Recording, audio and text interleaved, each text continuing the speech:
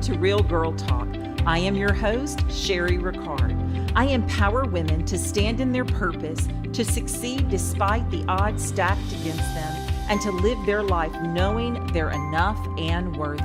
Join me each week for powerful messages and interviews that will inspire you to create the life that you want. Now let's go.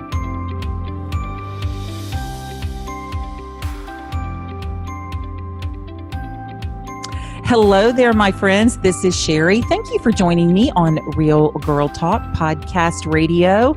I have a guest today. I love this lady. We have the same name, Sheri Riley. She's an author, she's an empowerment speaker, and she's a mentor for people in personal development and professional growth. She has a book out, and I'm going to let her talk about that. But I love the subtitle, Sheri. Stop spending 100% of your time on 10% of who you are. Now, I want you to talk to us a little bit because you have some principles in this book. Welcome to the show, Sheri. Thank you, Sheri. I love your name. I think you have a beautiful name. Thank you so much. I want you to share with us a little bit about your book because I know you have some guiding principles in the book that we'd like to hear about. You don't have to give all the secrets away, but I know also that your book is in print and Audible, which I am a huge fan of audiobooks because I travel a lot. So I listen to my audiobooks. I can't wait to finish listening to your book. So tell us a little bit about your new book, Sheri. Yeah, so Exponential Living. Stop spending 100% of your time on 10% of who you are. And that was my truth. I'm from a small town in Kentucky, and I've, had this dream to work in the entertainment industry. And I realized that dream after almost a decade of a lot of no's, a lot of prayer, a lot of pressing. So here I am. I have the dream job. I'm making great money, 6 figures. I bought my mother a home by the age of 27. Wow. And I absolutely love to work with Tony Braxton, Usher, TLC, Outkast. I have a crew and a staff and team members at LaFace Records that I love working with. And Sheri, I was miserable. Oh. I was absolutely miserable because I had this amazing career, but I didn't have a good life. And the truth was I was spending 100% of my time on 10% of who I was and expecting 100% of my fulfillment. Wow. And so when I resigned from LaFace, I went on this journey because I was a marketing girl. So I knew that was a great tagline, right? That is right, exactly. I love marketing. Love it. But I needed to know the how. Like, how do you stop spending 100% of your time on 10% of who you are? And what I discovered was these 9 principles. And so being able to live these 9 principles began to help me live my 100%. It allowed me to truly live in peace, clarity, and courage. And so I was just living this for me. And some of my friends began to call me and say, okay, Sheri, I've got the home, I've got the car, I've got the kids, I've got the purses, I've got the clothes, and I'm so unfulfilled. I have this void. What are you doing? What are you doing? And I just started sharing with them the things that was working for me. I began to share these principles, these 9 principles I was living by. And eventually that's how the book came about because I realized, wow, these principles don't just work for me. They really are universal and they work for others. And so the 9 principles are truly that guiding force for peace, clarity, and courage, which I found when you have those 3 things, then you really can live your 100% and you really can make those solid decisions that allow you to have, the joy in your work, the joy in your family, and the joy in just being who you are. That for someone that truly does not feel that they're fulfilled, they don't feel like they know they have a calling, but they really don't know what it is, I guess I would say. Because I talk to a lot of women that are like, Sheri, how do you find your purpose? How do you find your purpose? What would you say to that woman or that man rather? Oh my gosh. That question I get so much, and I'm very transparent. I'm still uncovering the answer. That may even be my next book, to be honest, because I get so irritated by that question. And the reason I get irritated by the question is because I have so many people that are really living these amazing lives, but they discount their lives because that quote unquote, but I don't know my purpose. I don't know my purpose. And so one of the things that I've uncovered is we're always looking to find our purpose, right? I need to find my purpose. And by definition, that sends a message to us that our purpose is something outside of us. So we're constantly looking for this thing that's outside of us. But what I've uncovered is the people that genuinely feel like they're living in their purpose, what they discovered is what's already in them. What they're doing is living what's already their personality, what they call, that's just who I am. And so we're trying to satisfy this thing with some abstract external reality. Well, when I just find out my purpose, because that makes it easier for us to accept that we're unhappy or accept the void, because we're saying, well, I haven't figured it out. I haven't found my purpose yet. Right. And so what I encourage people that are in that place to say, stop looking. Stop looking outside of you and genuinely just look at who you are. What are you doing already? Now, you may be the senior VP at a corporation, but what are you? Who are you? What about you makes you you? And every time I ask that question, people will say, well, I'm a great listener, or I really have a heart to serve, or I'm just this, there's something about me. People always say I'm a giver. But when they say these things, because people equate purpose with money or monetization. True. And so the challenge is people are already living in their purpose, but they can't accept that listening, giving, serving, helping could be their purpose, because how do I monetize that? My purpose has to be what I make money with. And so when I even talk to, let's say, a senior VP or a CEO, and they say, oh, I feel like my purpose is something in giving or serving. And so I'm a CEO or I'm a senior VP in a corporate arena. I can't be living in my purpose because I'm supposed to be at a nonprofit. If my purpose is to serve, I'm supposed to be at a nonprofit. And that's where the conflict comes.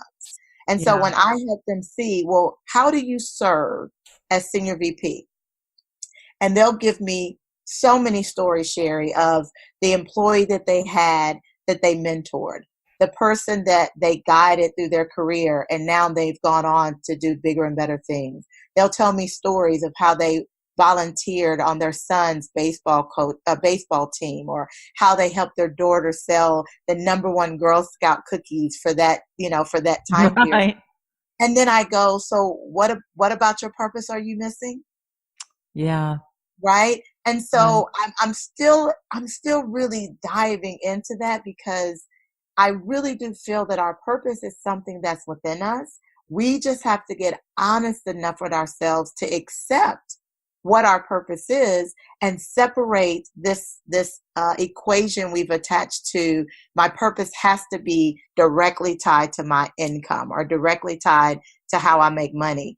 Because I've met many people that they may be, working in a corporate arena, or they may be working in a job, but how they genuinely serve in their purpose may not be how they make money. Right. And so I just really, that question is like, let's just stop and really look at who you are. Because the one question most people won't answer or can't answer is when I ask them, well, who are you? Yeah. And so what do you say to, I'm just going to use women as an example, because I have mostly women that listen to my show. What do you say to the woman that she's in a rut with her job? It's a job. It's not a career. She's working in this job and she just feels that she's missing something. She's missing something. And we kind of go back to the purpose a little bit. However, she needs to make an income. So this woman needs to make an income and she hates her job, or she'd rather be doing something else. Maybe she doesn't hate it. She wants to start her own business. She doesn't know what to do. What are some tips that you can give her to get her started, maybe just somewhere down the right path? Yes. And I do a monthly call called Mentor Meetup. And the majority of the people on those calls, that is their issue. That's where they're stuck. Sheri, I want to speak, I want to write, I want to, whatever that is, but I've got to take care of my kids. I've got to work. And so the first thing I do is I really ask them, what do you want? What do you want? Because we've got to answer that question first. And so they'll answer the question. Well, sometimes they really struggle with answering that question because they'll tell me what their kids need or what their husband wants. Right. And what the job demands of them. And so we got to get through all of that to get to know, what do you want? And once they identify what they want, then from there, we'll start talking about the strategy to get them to the place of fulfillment. Sometimes that place means creating a strategy that transitions them out of that current position into something that is more fulfilling. So it may be that they've, what I say with the 4 pain points, they may be at a point where they've been at this job 10 years longer than they were supposed to be. This job was supposed to catapult them into a different job. And it doesn't even have necessarily be the career, quote unquote, track, but there may be a different job that they're supposed to go to, but they're so afraid. And so when I say to them, you don't have to stay at this job to make money. You can actually put a plan together and find you a different job to make money. Cherie, you would not believe the clients that I've worked with that they are so afraid to do that. Well, what if I don't find another job? Then you stay at the one you're at. Well, what if I don't like the other job? Then find another one. Here's the reality. You don't like the one you're at now.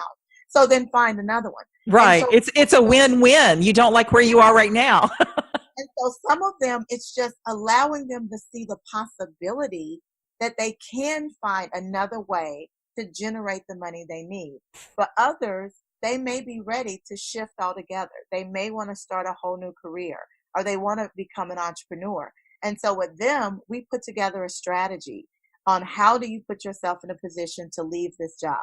Do you need a year's worth of income? Then let's put that saving strategy together. Well, Sheri, I can't save because I'm already living check to check.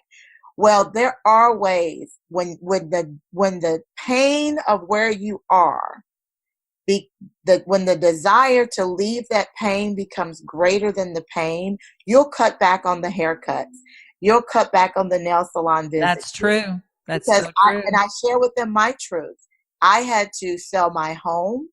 My husband and I went down to just one car in Atlanta, which is extremely challenging. Yeah. My husband and I made significant financial adjustments for 10 years for me to be able to go from a company that was generating $500,000 a year to me generating no money at all, transitioning as a speaker and a coach. So when I give them the transparency of my story and they go, oh, okay. So I stopped getting my hair done as often. All of these adjustments that they just don't even think about.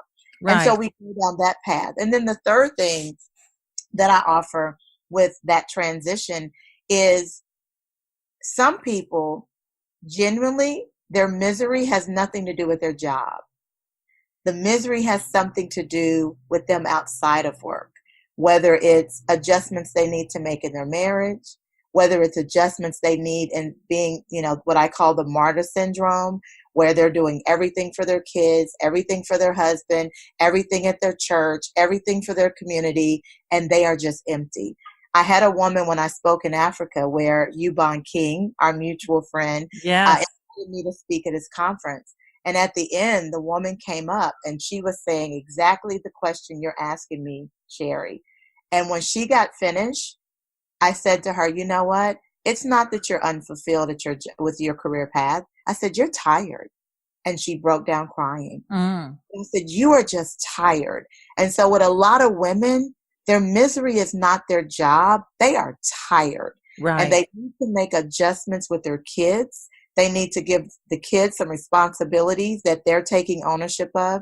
They need to make adjustments in that family dynamic with their husband. They need to say no to some of those requests that constantly come in for them to serve at the church, serve in the community, and they need to fill their own cup first. Right. And so what happens is women are serving from their fumes and not from their overflow. And so a lot of times when that is the reality, I help them make adjustments in filling themselves first. And again, they come back and say, you know what, Sheri, it wasn't the job. You're right. I was empty. I was tired and I was frustrated. I was filled with resentment. And when I got rid of the frustration, the resentment, when I really took some time to pour into me, I had a renewed energy with my job. So those are the three tracks that I found most consistent when people come to me with that issue. Now, don't you think too, I think we're in a society today where women take on so much that you see this hashtag superwoman, hashtag lady boss, and you know what I'm talking about. You've seen it. It's all over social media, because the more that we can do, the better woman that we are, the stronger woman that we are. And in actuality, we're killing ourselves. We're mentally killing ourselves trying to put in so much. And listen, I'm guilty a lot of times of trying to do too much at once, but I also have the mental capacity to know when it's too much, and I will step back. I know when to step back. I know when to say no. I know when I don't have to go to an event. I don't have to accept every invitation to every cocktail party, or I don't even accept every invitation to every speaking event, because I know that if I've been out of town for 2 or 3 days, I don't want to come home for a day and get back on an airplane. I know that that's just not good timing for me, but a lot of women don't do that. Why is that? They feel like the more they take on, the better woman that they are. And I actually talk about that in my book.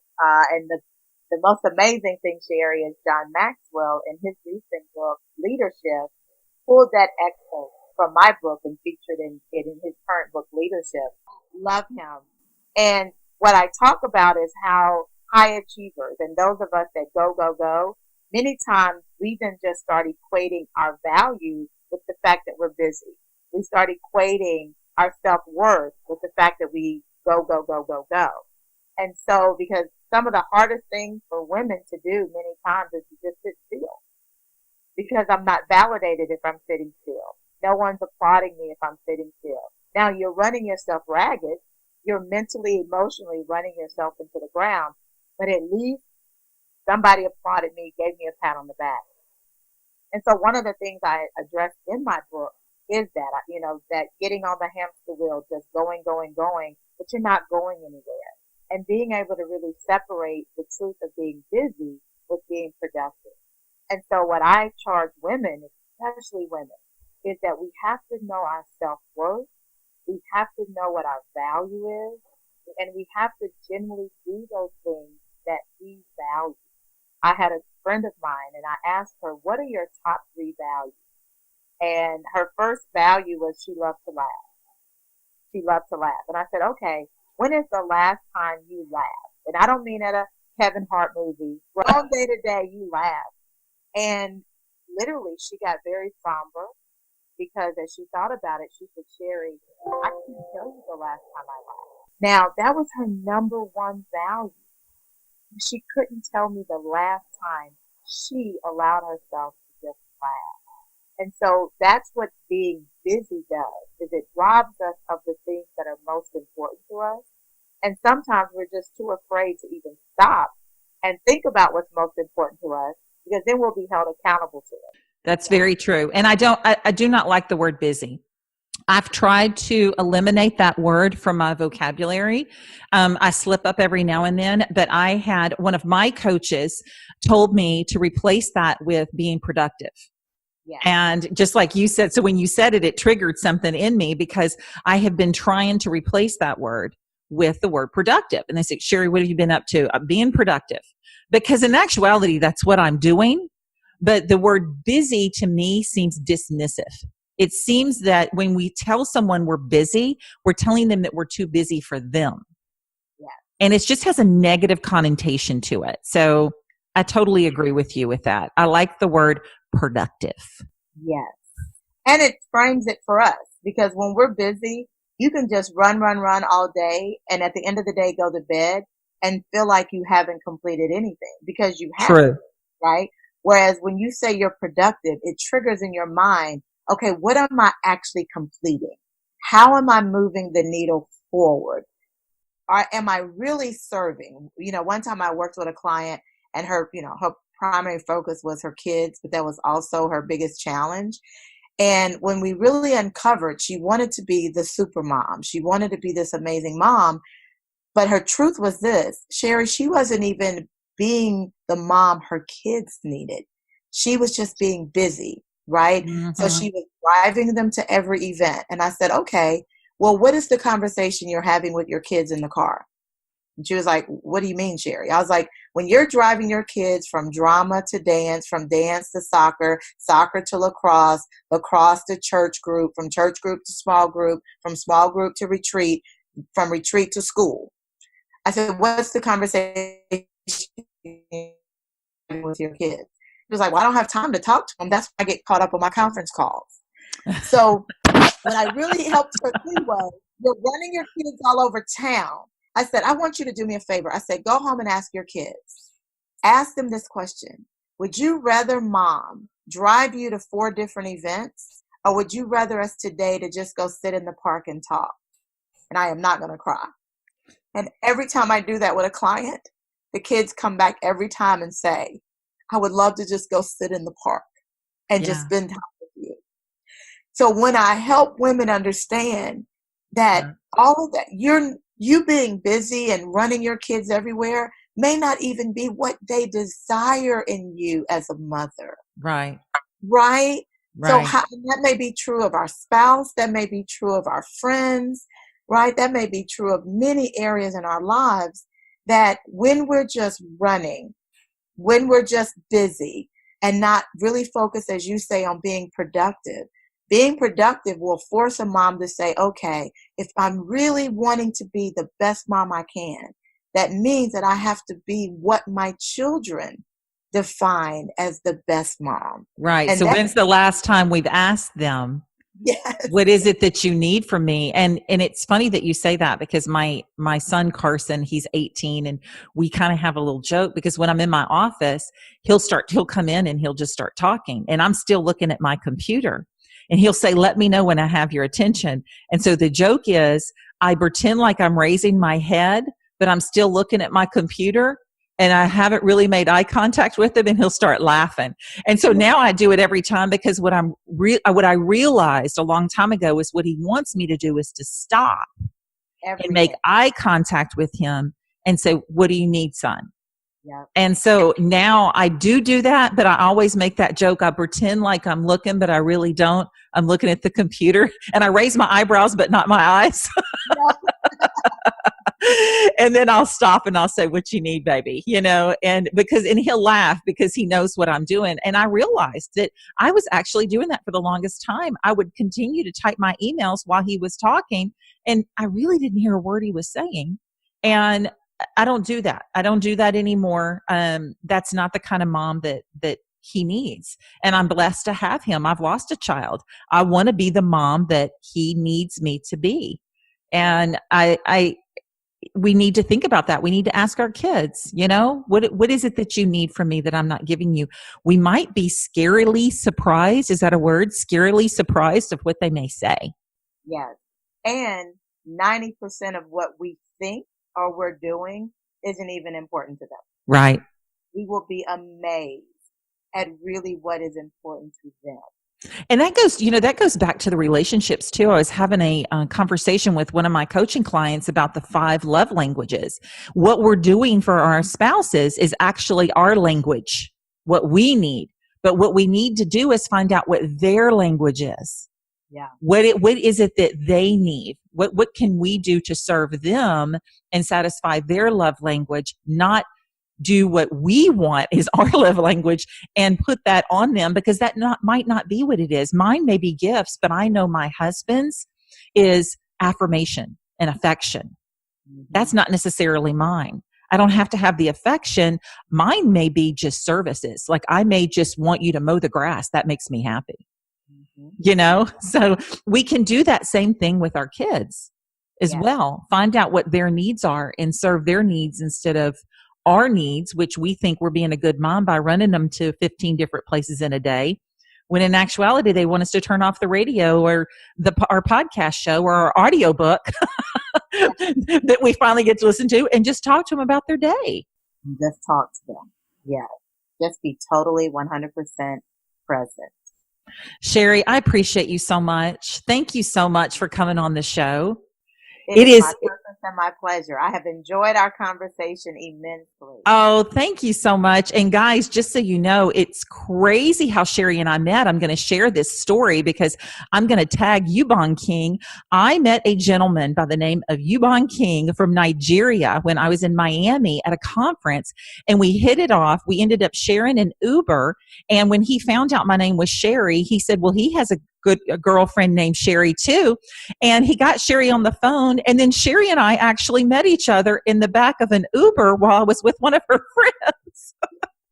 And it's just, and then come to find out she's a speaker, she's a mentor, we're like-minded women, and it's just really amazing. I'm amazed every day how God just makes these divine connections for us. Please tell us how we can find you. Especially, I want you to talk about the live calls that you have and how we can join those.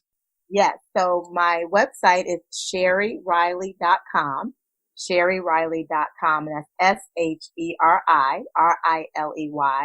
And when you join my Exponential Living community by adding your first, last name, and email address, you receive an audio, Live in Your Power. And it's an audio of the first principle of exponential living. And it was a speaking engagement that I had when I participated with Steve Harvey's Act Like a Success conference. Also, if you go to SheriRiley.com/mentor, MENTOR, all lowercase, you'll find more information on my monthly exponential mentoring call. And it's live the second Tuesday of every month at 8 p.m. Eastern Standard Time. And then also I would love to connect on Instagram, and that is Sheri Riley. Same spelling, Instagram and Twitter, same handle. And then LinkedIn is SheriRiley.com, DOTCOM spelled out. Do you have a Facebook as well, Sheri? I do, and that is SheriRiley.com, DOTCOM spelled out. That's wonderful. Thank you so much, Sheri. And I'm going to have to jump on one of these calls, girl. I would love that. Yes. And they are literally what we're talking about now. And it's one of the things when I was in college and really trying to pursue my career, for 4.5 years, I tried to get a slew of entertainment executives to just do a 15-minute informational call with me.